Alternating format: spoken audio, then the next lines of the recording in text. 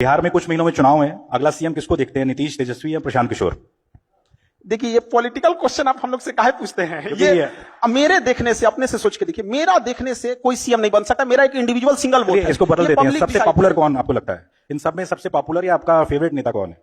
नीतीश कुमार, प्रशांत किशोर? काफी मेहनत कर रहे हैं आजकल। सबकी अलग अलग रिस्पॉन्सिबिलिटी है। देखिए, नीतीश कुमार को जिस हालत में बिहार मिला था ना, गढ़ा में मिला था, गढ़ा में, जिसपे कोई बिल्डिंग नहीं बना सकता है। पहले उसको आप जैसे एक जमीन खरीदिए, कोई समतल जमीन खरीदिए, कोई गड्ढा में का खरीदिए, समतल वाला तुरंत बिल्डिंग बना देगा।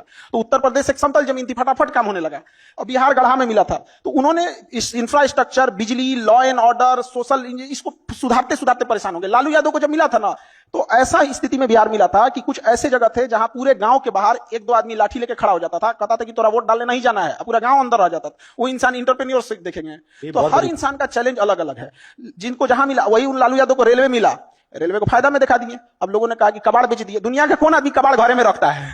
ये बड़ा तो अच्छे ना किए। खान सर ने बड़ा स्मार्टली लालू जी की भी तारीफ कर दी और नीतीश जी को भी खुश कर दिया कि बिहार में दुकान चलानी है भैया।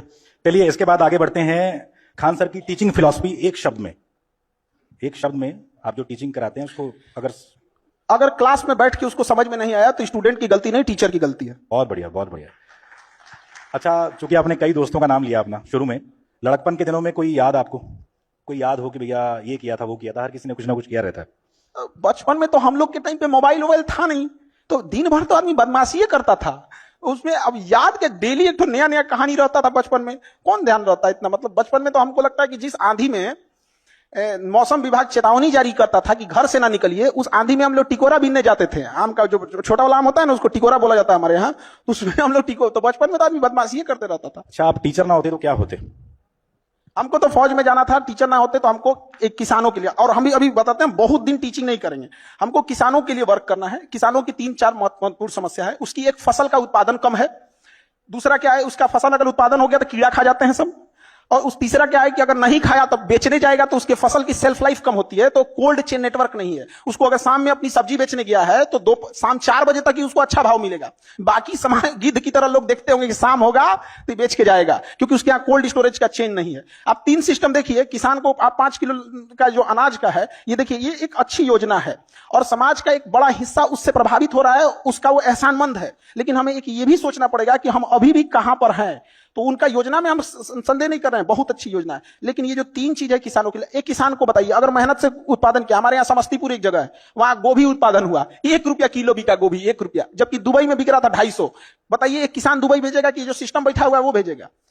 तो क्या मतलब बनता है? ट्रैक्टर चला दिया, 1 रुपया किलो गोभी। अभी बहुत सारे लोग पूछेंगे, क्योंकि आप लोग दिल्ली में बैठे हैं, आप लोग को आइडिया नहीं लगेगा 1 रुपया किलो भी गोभी हो सकता है क्या? वहां ट्रैक्टर चला दिया समस्तीपुर में। तो बहुत समस्या, आप कभी उसके ऊपर देख के देखिए। इस देश में सबसे ज्यादा अगर किसी के पास कलेजा और बहादुर है सब ना, तो इस देश के किसान हैं सब। यहाँ हम लोग का ना एक मोबाइल छूट जाएगा ना, अरे धक धक होने लगा, कहां मोबाइल छूट गया। वो 6 महीने तक अपनी फसल पूरे खेत में छोड़ के आता है, कभी आग लग जाता है, कभी कुछ हो जाता है, कभी कुछ हो जाता है, कोई उसको पूछने वाला नहीं होता। तो जब तक इस देश में किसान और महिलाओं का उत्थान नहीं करेंगे, कहां से आगे बढ़ेगा? आपने मोबाइल की बात की, देश के करोड़ों युवा जो रील पर सारा दिन फील करते रहते हैं, उनको क्या मैसेज देंगे? कितना टाइम वेस्ट कर रहे हैं अपना वो लोग?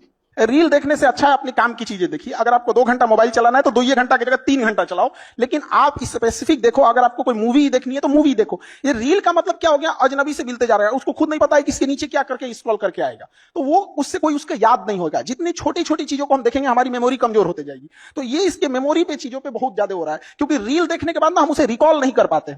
मेमोरी तेज कैसे होता है? जब हम किसी चीजों को बार बार रिकॉल करते हैं। तो अगर उस रील की जगह मूवी भी देख लेगा ना, तो उसको रिकॉल आएगा, कोई डायलॉग